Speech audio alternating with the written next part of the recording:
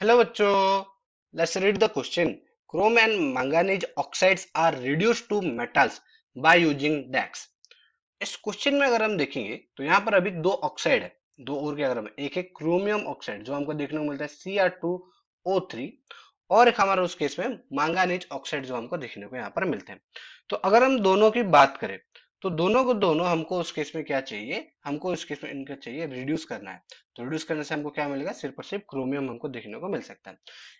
अब उस सिनेरियो पे अब यहाँ पर जो हमको चाहिए, यहाँ पर रिड्यूसिंग एजेंट हमको चाहिए। इस केस में अभी रिड्यूसिंग एजेंट हमको यहाँ पर चाहिए।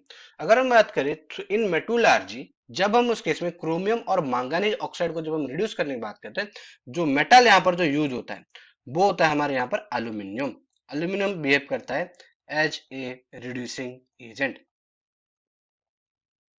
एल्यूमिनियम बिहेव कर एज ए रिड्यूसिंग एजेंट। तो अगर हम उस केस में देखेंगे तो रिएक्शन जनरली क्या होता है उस केस में, तो जो हमारा क्रोमियम ऑक्साइड है जो होता है Cr2O3, वो उस केस में किसके साथ रिएक्ट करेगा, एल्यूमिनियम के साथ उस केस में वो रिएक्ट करेगा और हमको यहाँ पर देगा Al2O3 हमको देगा, और उसके साथ हमको मिलेगा क्रोमियम, जो हमको इस केस में मेटल के फॉर्म में हमको देखने को मिलेंगे।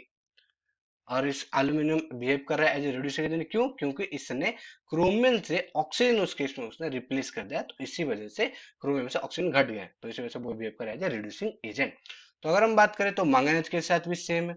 तो अगर तो ये आंसर हमारा क्या बन जाता है, chromium and manganese oxide are reduce to metals by using, answer हमारा बन जाएगा aluminium. Hope you understood well, best of luck.